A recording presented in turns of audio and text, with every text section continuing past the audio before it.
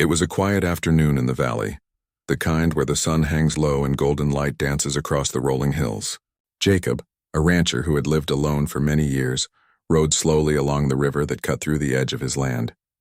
The river, swollen with the spring melt, moved quickly, the water sparkling as it rushed past rocks and fallen branches. Jacob had grown up near this river. He knew it could be dangerous when it ran this fast, yet he often rode along its edge, checking fences and making sure his cattle were safe. He liked the peace it brought him, the way the wind carried stories from the hills, the rustle of trees, and the occasional splash of fish in the water. Jacob had always preferred the quiet life. After losing his parents when he was young, he took over the small ranch his family owned. Years of hard work had made him strong and self-reliant. Yet he had never grown bitter or harsh.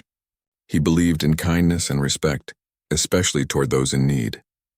Riding along the familiar path, he let his thoughts wander, enjoying the calm of the day, the scent of wet earth, and the gentle sound of the river. Suddenly, a scream cut through the air, sharp and panicked. Jacob froze in place, his hand gripping the reins tightly. The sound came from the river itself. He scanned the rushing water and caught sight of a figure struggling near a cluster of driftwood. A young woman was caught in the current. Her arms flailed, and she was trying desperately to keep her head above the water. The river was fast and unforgiving, tugging at her with every second that passed. Without hesitation, Jacob urged his horse forward, the animal splashing through shallow parts of the riverbank as Jacob ran along. He had seen people fight rivers before, but he had never been so close to someone in real danger. He called out to her, hoping his voice might give her some direction or courage. Though he knew the sound of the rushing water could hardly be heard, he reached a narrow point where he could step into the river without being swept away himself. The cold water shocked him, biting at his legs as he waded in. The current pushed hard, but he braced himself against the riverbed, moving carefully toward the young woman. She had grown exhausted, her movements slowing, panic written clearly on her face. Jacob reached out, grabbing her arm firmly, pulling her against him as he fought to keep both of them steady. She gasped, water dripping from her hair and clothes, eyes wide with fear, but she held on to him as he guided them toward the shore. Finally, after what felt like an eternity, they reached the bank. Jacob collapsed on his knees, catching his breath, and gently pulled the woman out of the water. She lay trembling on the muddy ground, coughing and trying to regain her strength. Jacob wrapped his coat around her, holding it tightly as if the warmth could replace the cold she had endured. She looked up at him with wide, grateful eyes, her lips moving but no words coming out at first. "It's okay," Jacob said softly. "You're safe now. You're okay." He could see the relief wash over her face slowly, like sunlight breaking through clouds after a storm. Finally, she whispered her name, Naya. She was young, with dark hair clinging to her face, her skin pale from the cold water. She explained in a quiet voice that she had been crossing the river to collect herbs and plants for her village. The current had been stronger than she expected, and she had lost her footing. The panic in her voice was real, but there was also a calmness, a trust forming in her tone as she spoke to Jacob. Jacob helped her sit up, supporting her gently. He asked questions softly, making sure she could answer without straining. She told him about her village nearby, a small community of Apache families who had lived in the valley for generations.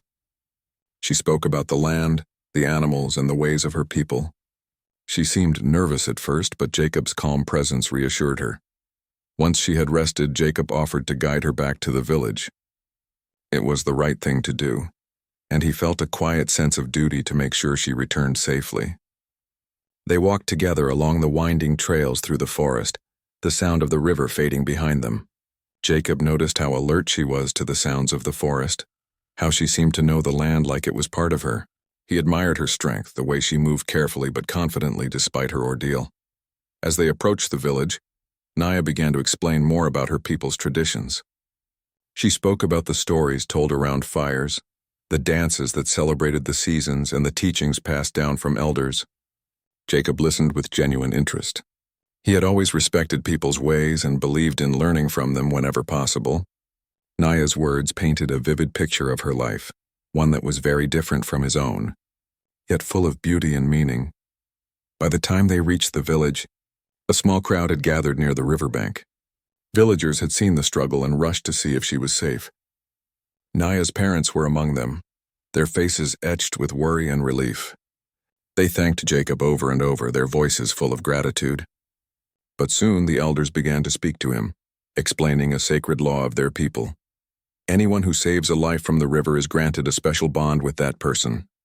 It was a law of honor and protection, respected by the entire tribe. Naya's life, they said, was entrusted to him now. Jacob listened carefully, surprised by the weight of the responsibility. He had acted without thinking, simply because it was the right thing to do. But he could see the seriousness in the elders' eyes. This was not a casual custom. It was a promise he was expected to honor. He nodded, understanding that the bond was about protection and respect, not possession.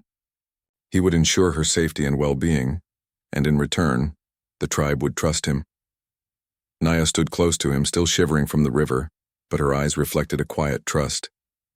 She had experienced fear and danger, and now she looked at him with a mixture of relief and curiosity. Jacob realized that this bond was as much about her safety as it was about understanding, respect, and the connection between people.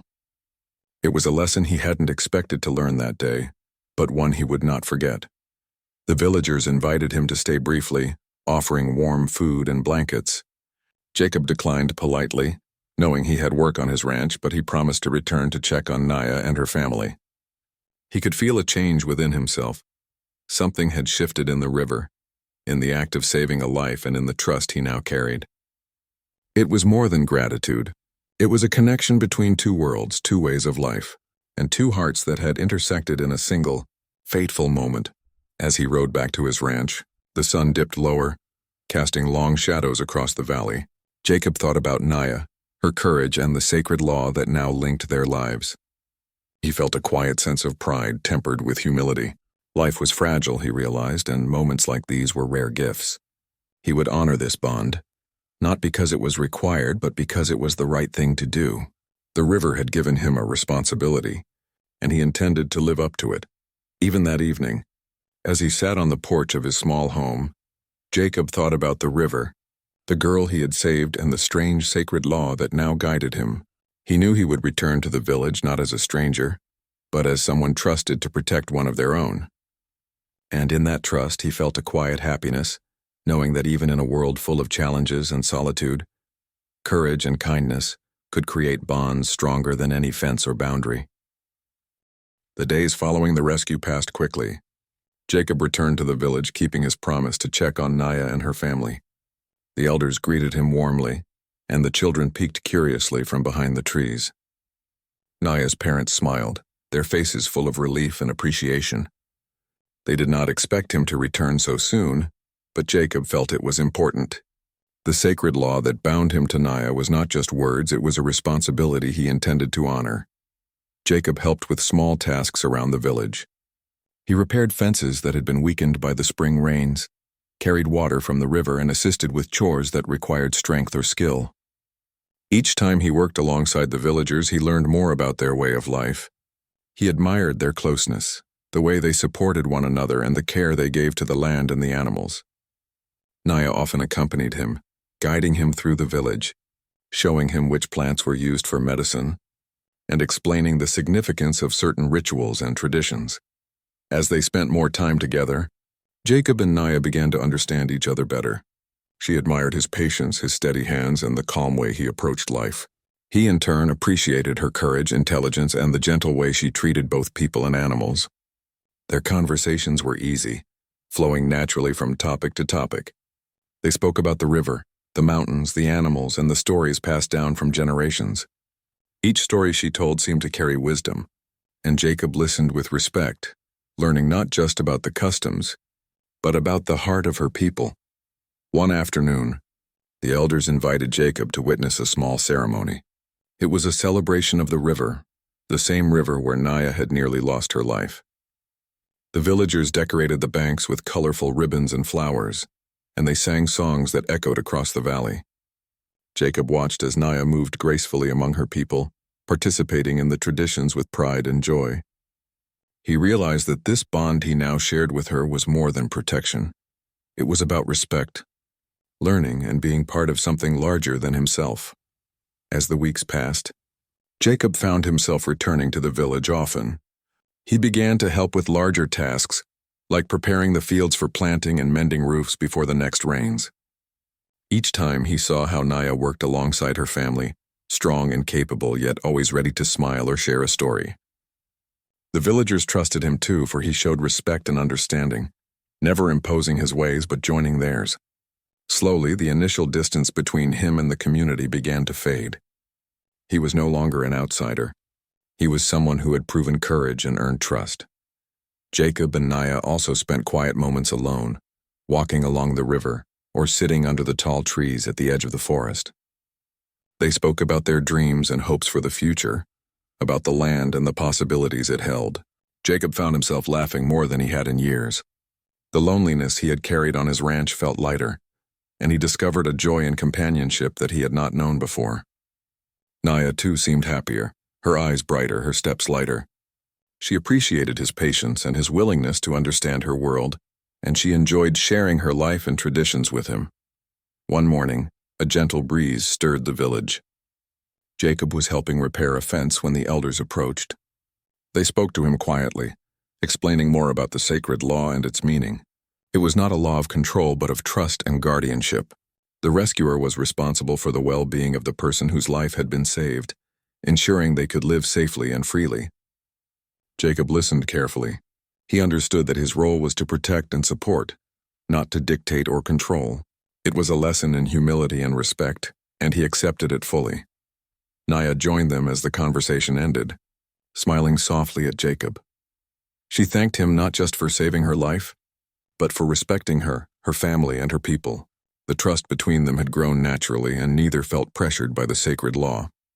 It was a connection built on mutual understanding, courage, and kindness. Jacob realized that sometimes the greatest bonds are formed not by words or promises, but by actions that show care and honor. As the months passed, the bond between Jacob and Naya deepened. They shared meals, stories, and quiet walks along the river. Jacob taught her small skills from his ranch life, like riding horses and tending to animals, while she taught him about plants, herbs, and the wisdom of the forest. Each day brought new lessons, laughter, and a growing sense of companionship. He found joy in helping her family, and she found comfort in his steady presence. Together they became part of each other's worlds, learning and growing while respecting the traditions that shaped their lives. The village celebrated small victories and seasonal changes together. Festivals brought music, dancing, and shared meals. Jacob participated willingly, understanding that his presence was welcomed not because he had saved a life, but because he had shown respect, care, and integrity. Naya moved through these celebrations with confidence, proud to share her life with someone who truly valued her and her people. Their friendship grew quietly but steadily, rooted in trust, gratitude, and genuine admiration. One evening, as the sun set behind the hills, Jacob and Naya walked along the river, now calm and shimmering under the golden light. They spoke about the day she had fallen into the water, about how the current had been so strong and how fear had nearly overtaken her. They laughed softly at the memory, grateful that the outcome had been so different. Jacob reflected on how a single act of courage had transformed his life, opening doors to friendships, understanding, and a connection he had never imagined. Naya looked at him, her eyes filled with warmth. "You saved me," she said quietly. "But you also showed me something else, how kindness and respect can create trust." Jacob nodded, understanding the truth in her words. He had acted instinctively to save her life, but the bond they shared had grown into something much more meaningful, a connection built on honor, learning, and genuine care. In the months that followed, Jacob realized that his life had changed profoundly. The solitude of the ranch no longer felt like isolation. He had found a purpose beyond daily chores, a chance to be part of a community, to learn, to share, and to protect. Naya had become a close companion, not because of law or obligation, but because of mutual respect and the experiences they had shared. Their bond was strong, built on courage, trust, and understanding, and it grew naturally with each passing day. The sacred law of the river had given Jacob a responsibility, but it had also given him a gift, a chance to connect with another person and with a culture rich in tradition and wisdom. He had learned that true courage is not just in heroic acts, but in honoring the trust and lives of others. Naya had learned that trust could grow from kindness and respect, and together, they had discovered a world where action spoke louder than words. As the seasons changed, Jacob continued to visit the village, helping when needed, learning when possible, and always honoring the bond that had begun at the river. The villagers welcomed him, and Naya's family smiled, knowing that their daughter was safe, respected, and valued. Jacob felt a sense of peace he had never known before, a quiet happiness that came from connection, purpose, and trust, even in the quiet moments. When he returned to his ranch after a day in the village, Jacob carried the lessons of the river with him. He thought of Naya, of the sacred law, and of the trust that had grown between them. It was a reminder that life is fragile, and courage, kindness, and respect can create bonds that last a lifetime. Jacob had saved a life, but in return, he had gained something far greater, a connection to another person, to a community, and to a deeper understanding of honor and compassion, and so, the river remained a symbol of change, of courage, and of connection. Jacob and Naya's lives had intersected because of one fateful afternoon, but their story continued with trust, respect, and shared experiences. In a world where solitude had once been Jacob's companion, he had found friendship, understanding, and a bond that would endure, reminding him every day that true courage and kindness can transform lives in ways that are both unexpected and beautiful.